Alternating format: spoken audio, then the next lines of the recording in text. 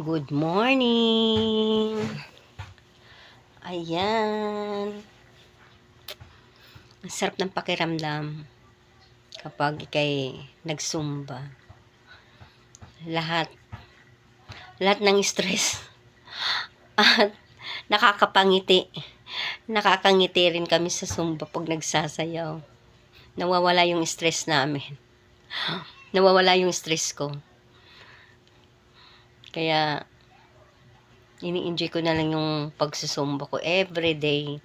But hindi naman everyday. Minsan, twice a week. Ayun. Twice a week. Then, three times a week. Parang ganun lang din. Hindi yung everyday. Minsan may absent din ako.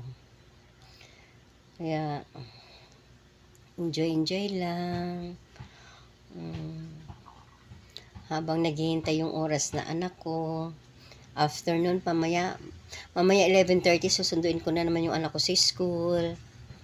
Ganun lang ang routine ko. Everyday.